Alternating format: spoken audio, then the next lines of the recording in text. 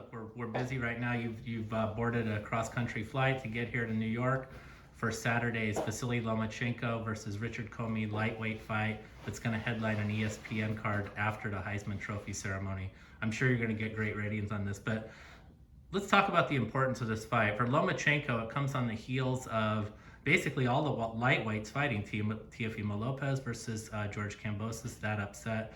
You had Devin Haney looking pretty strong in defeating Jojo Diaz, and then Gervonta Davis with a so-so performance. He injured his hand, but beating Isaac Cruz. What does Lomachenko need to do to stamp himself, with all these other guys performing so close, together, as the best of all the lightweights? Well, he's going to have to fight them, and they're good fighters, but Loma, in good health, can beat all of them.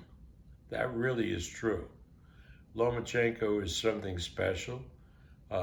His loss to Teofimo can be explained by the fact that he had a bad shoulder, which was operated on a couple of days after the fight.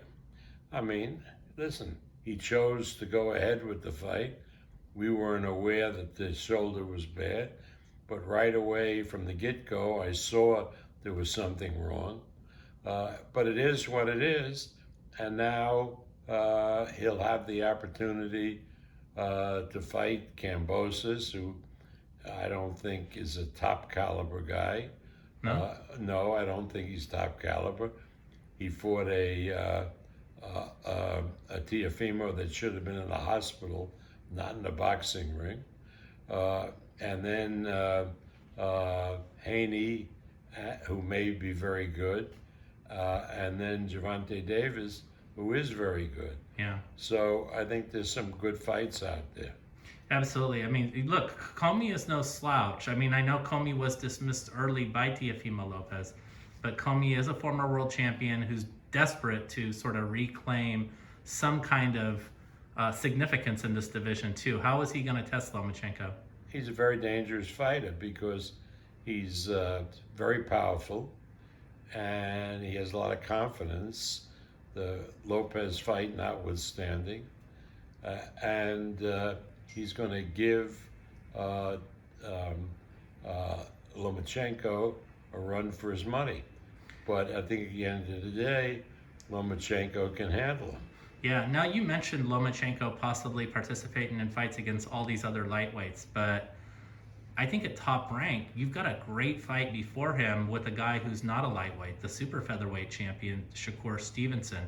Is that the fight that you would like to see happen next if Lomachenko indeed achieves victory on Saturday night? Well, if we can't get any other fight, yes, but I would just as soon have Shakur fight at 130 and Lomachenko fight the 135-pound guys. So out of all the guys that are out there, who makes the most sense at 135? Well, I think Kambosos because he beat Teofimo, who beat him, and I think Devin Haney because he has the WBC strap, and then Haney. Yeah, the Haney has talked about being willing to go to Australia to fight Kambosos.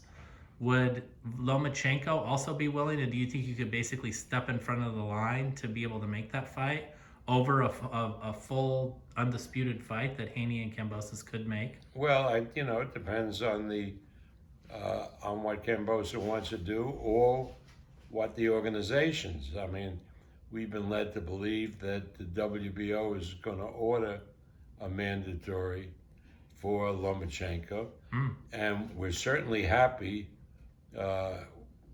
sans pandemic to go to Australia because I've had a lot of experience doing fights in Australia. Yeah. And it's a great place to do fights, whether it's Brisbane or Sydney or Melbourne. I mean, great fans, great venues. And if we do the fight, which I would think, in the afternoon, on a Sunday, it would be prime time for the United States, prime time on Saturday.